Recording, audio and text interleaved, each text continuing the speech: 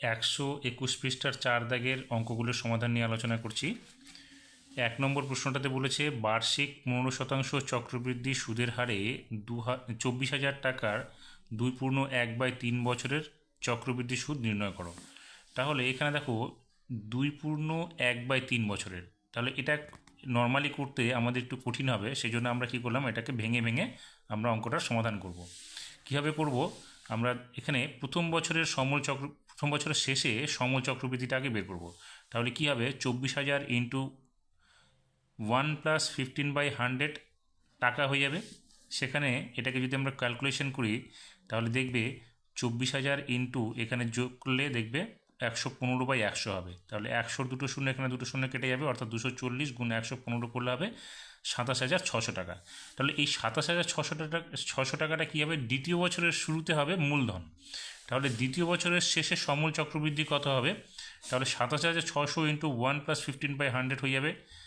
এবার এটাকে যদি আবার ক্যালকুলেশন করি তাহলে কী হবে, 27,600 ইন্টু 115/100, এইটা লসাগু করলে আমাদের এটা আসবে। এখান থেকেও দুটো শূন্য কেটে গেলে 276-এর সঙ্গে 115 গুণ করলে হবে 31,740 টাকা। এখন এই 31,440 টাকা, দেখো এখানে 1 বছর, এখানে 1 বছর, 2 বছর চলে গেল, আমাদের আর কি থাকলো 1/3 বছর। তাহলে এই 31,700 টাকা যে তৃতীয় বছরের শুরুতে হবে আমাদের মূলধন, তাহলে এই 31,740 টাকা 1/3 বছরের সুদটা কত হবে, তাহলে 31,740 ইন্টু 1/3 ইন্টু 15/100 টাকা হয়ে যাবে। আমরা এখানে যদি ক্যালকুলেশন করি তাহলে আমরা পাবো 1587 টাকা।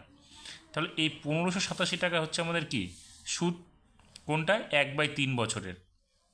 তাহলে সমল চক্রবৃদ্ধিটা আমাদের কত হচ্ছে, 31,740 টাকা ছিল, তার সঙ্গে সুদটা যোগ হবে, তাহলে আমরা পাবো 33,327 টাকা।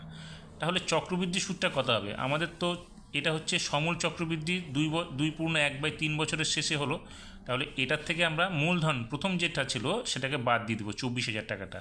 তাহলে 33,327 থেকে 24,000 টাকা বাদ দিলে হবে 9,327 টাকা। এটাই হচ্ছে আমাদের সমল চক্রবৃদ্ধি। 3 নম্বরে বলেছে, এটা 3 নম্বর নয়, 2 নম্বর হবে, কোনো ব্যবসায় 3 বন্ধুর মূলধনের অনুপাত 2:3:4, পরবর্তী বছরে যদি তারা তাদের মূলধন যথাক্রমে 10%, 15%, 20% হারে বৃদ্ধি করে, তবে দ্বিতীয় বছরের শেষে প্রাপ্ত লভ্যাংশ তাদের মধ্যে কী অনুপাতে বিভক্ত হবে। তাহলে এখানে যদি তাদের 3 বন্ধুর মূলধনের অনুপাত 2:3:4 হয়, আমরা তাহলে ধরে নিব প্রথম বন্ধুর মূলধন হচ্ছে 2x টাকা, দ্বিতীয় বন্ধুর 3x টাকা, আর তৃতীয় বন্ধুর 4x টাকা। তাহলে এবার আমাদের কি 10% প্রথম বন্ধুর বৃদ্ধি পাবে, দ্বিতীয় বন্ধুর 15% এবং তৃতীয় বন্ধুর 20%।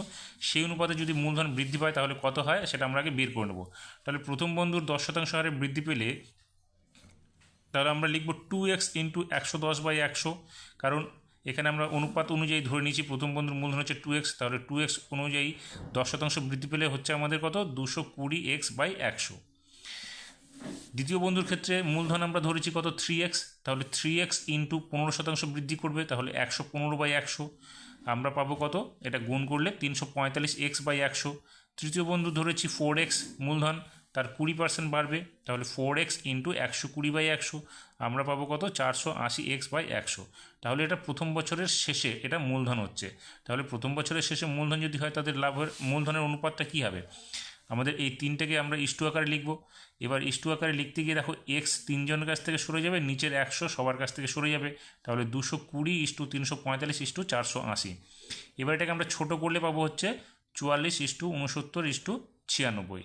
এইটাই হচ্ছে তাদের মূলধনের অনুপাত, কারণ আমরা মূলধনের অনুপাতটা, এবার আমাদের কি লভ্যাংশের অনুপাত কী হবে, এইটাই 44:69:96, কারণ লভ্যাংশের অনুপাত হয় মূলধনের অনুপাত, সেই জন্য আমাদের এটা তাদের লভ্যাংশের অনুপাত হবে, বন্টনের অনুপাত।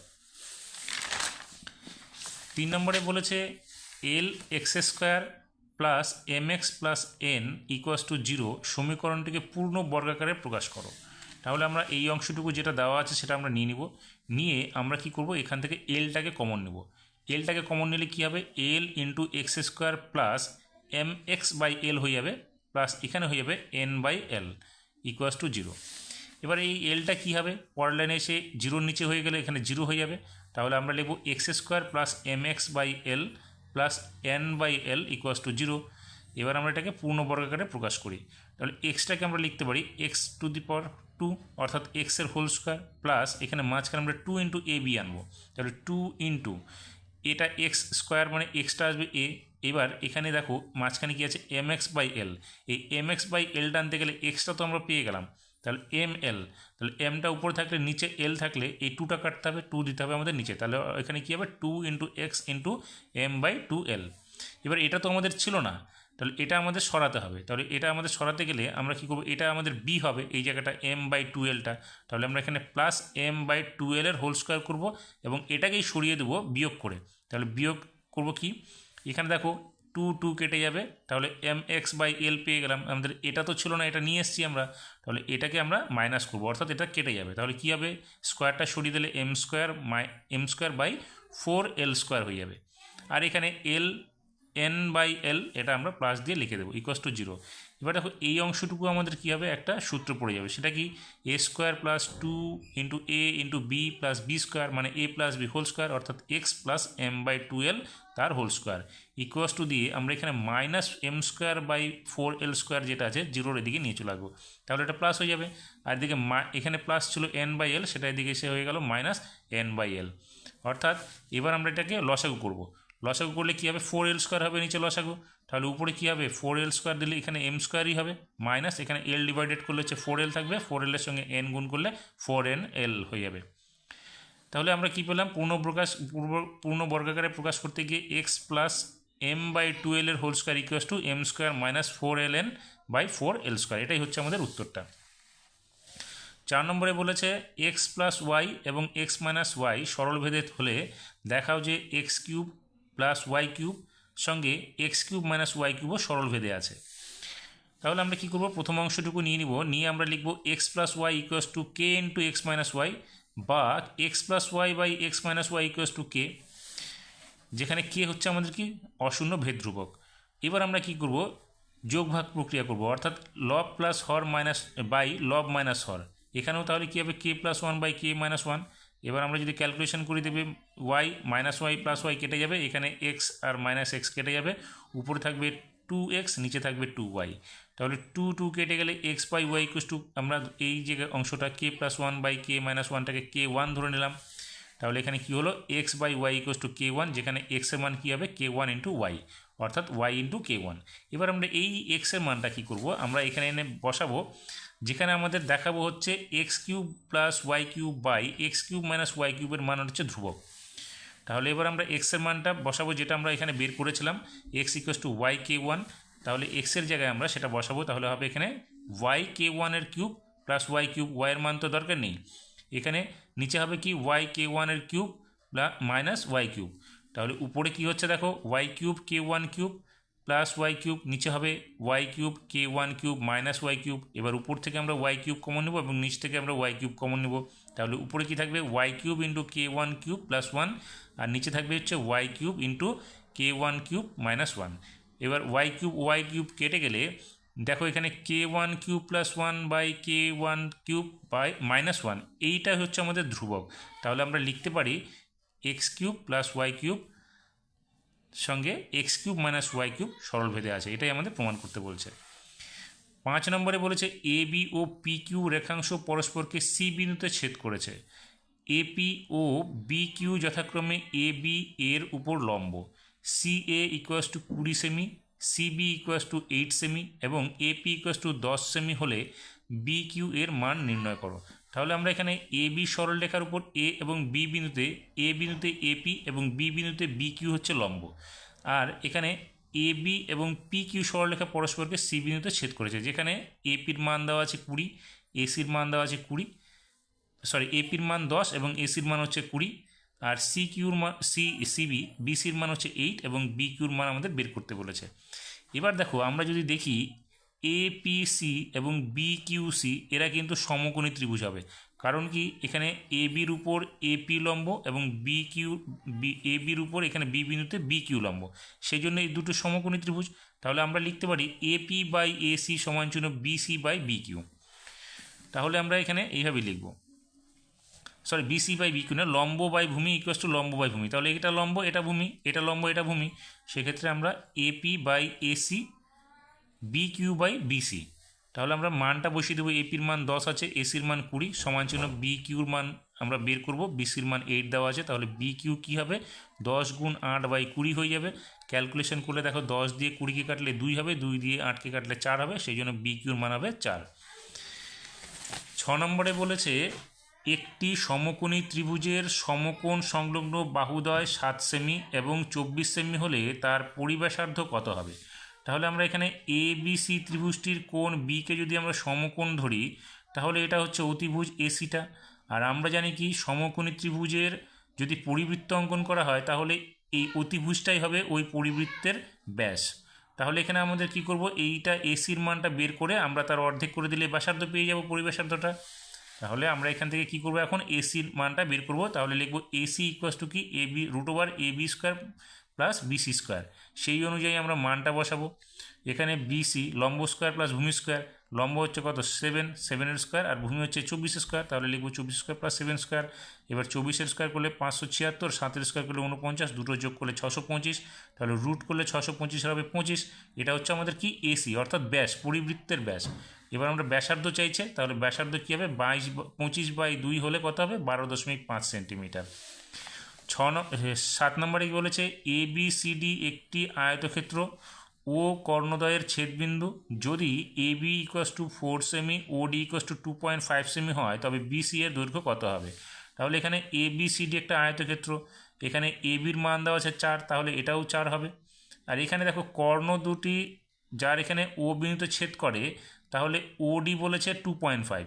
আমরা কি জানি আয়তক্ষেত্রের কর্ণদ্বয় পরস্পর সমান এবং পরস্পর সমানভাবে সমদ্বিখণ্ডিত করে।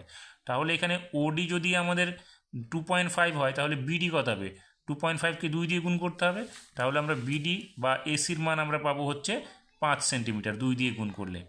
এবার আমাদের যেহেতু বিসির মান চাইছে, তাহলে বিসির মান চাইলে এবি যদি আমরা লম্ব ধরি, বিসি হচ্ছে আমাদের ভূমি আর এসি হচ্ছে আমাদের অতিভুজ, তাহলে আমরা কি করব এসি এবং বিডি তো আমরা বের করে নিলাম মানটা কত 25, 2.5কে 2 দিয়ে গুণ করে আমরা বের করলাম হচ্ছে অতিভুজের মান 5 সেন্টিমিটার। তাহলে এখন বিসিটা কী হবে, বিসিটা আমরা যদি অতিভুজ থেকে লম্ব স্কোয়ারটা বাদ দিয়ে দিই তাহলে পেয়ে যাব। সেক্ষেত্রে বিসি হবে কি root over AC square minus AB square, মান বসিয়ে আমরা পাবো হচ্ছে 3। তাহলে বিসির মান আমরা পেয়ে গেলাম 3 সেন্টিমিটার।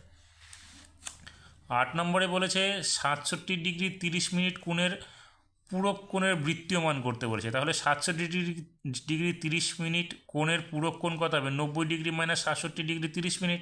এবার এই 90 ডিগ্রিটাকে আমরা আবার ডিগ্রি এবং মিনিটে ভাগ করব, তাহলে কী হবে 89 ডিগ্রি 60 মিনিটে 60 মিনিটে 1 ডিগ্রি হয়, তাহলে 89 ডিগ্রি তার সঙ্গে 60 মিনিট দিয়ে দেবো। এবার এর থেকে আমরা এই 67 ডিগ্রি 30 মিনিটকে বাদ দেবো, হবে কত 22 ডিগ্রি 30 মিনিট। এবার 22 ডিগ্রি 30 মিনিটটাকে পুরোটাকে আমরা ডিগ্রিতে কনভার্ট করব, তাহলে কী হবে 22 প্লাস 30/60 ডিগ্রি হয়ে গেল। এবার এটা কত হবে 22 যোগ এখানে কাটাকাটি করলে 1/2, অর্থাৎ এটা হচ্ছে 22 পূর্ণ 1/2 হবে। তাহলে ক্যালকুলেশন করলে কত হবে 45/2 ডিগ্রি। এবার এই 45/2 ডিগ্রিটার বৃত্তীয় মান বের করবো, কী হবে 45/2/180 পাই হয়ে যাবে। তাহলে এখানে ক্যালকুলেশন করো 45/2 গুণ 180 হবে নিচে, তাহলে 45 দিয়ে 180 কাটলে 4 হবে, তাহলে π/8 এটা হচ্ছে তাদের বৃত্তীয় মান। 9 নম্বরে বলেছে sine 10 theta equals to cos 8 theta এবং 10 থিটা ধনাত্মক সূক্ষ্মকোণ হলে 10 9 থিটা এর মান কত হবে। তাহলে আমরা কি করলাম sine 10 theta equals to cos 8 থিটাটা নিয়ে নিলাম, আমরা সাইন 10 থিটাটা রেখে দিয়ে কস 8 থিটাটাকে পুরো কোণে ভাঙালাম, তাহলে কী হবে সাইন 90 ডিগ্রি মাইনাস 8 থিটা, তাহলে হয়ে যাবে কস 8 থিটা।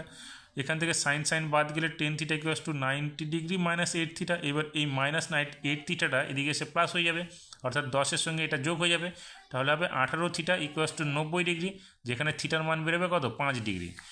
এবার আমাদের কী চেয়েছে 10 9 থিটা, তাহলে 10 9 থিটা মানে 9 × 5 ডিগ্রি অর্থাৎ 1045, যেখানে মান হবে 1045-এর মান 1, তাহলে এটাই হবে আমাদের উত্তর।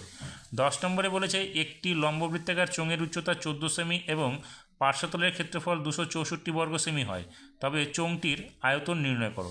তাহলে উচ্চতা দেওয়া আছে, তাহলে আমরা ধরে নিচ্ছি এইচ ইকুয়ালস টু 24 সেমি 14 সেমি।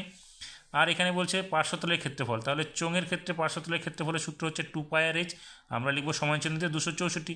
এবার এখানে এইচের মানটা আমরা বসিয়ে দেবো, তাহলে 2 গুণ 22/7 গুণ r ইন্টু 14। আমরা আর হচ্ছে এখানে আমরা ব্যাসার্ধটা বের করে নেবো, যেহেতু আর ধরেছি এটা ব্যাসার্ধ, তাহলে 7 দিয়ে এখানে এটাকে কাটলে হবে কত 2, 2 সঙ্গে 22 এবং 2 গুণ করলে হবে 88 ইন্টু আর ইকুয়াস টু 264, বা আর এর মান হয়ে যাবে এই 88টার নিচে চলে আসবে 264, কাটলে কত হবে দেখবে 3 হবে, অর্থাৎ আর এর মান 3, অর্থাৎ ব্যাসার্ধের মান আমরা পেয়ে গেলাম 3। তাহলে ব্যাসার্ধ যদি 3 হয় আয়তন কী হবে 22/7, অর্থাৎ পাই আর স্কোয়ার এইচ। তাহলে 22/7 ইন্টু 3-এর স্কোয়ার ব্যাসার্ধের স্কোয়ার ইন্টু 14 উচ্চতা। তাহলে এবার 7 দিয়ে 14কে কাটলে 2 হবে, তাহলে 22 ইন্টু 3-এর স্কোয়ার করলে 9 ইন্টু এখানে 2, এই তিনটে রাশি গুণ করলে দেখো 22-এর সঙ্গে 2 গুণ করলে 44, 44-এর সঙ্গে 9 গুণ করলে 396 বর্গ সেমি হবে।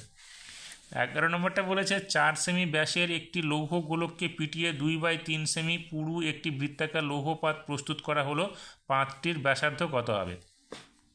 তাহলে 4 সেমি ব্যাসের এই যে লৌহ গোলকটা আছে সেটার আয়তন কত?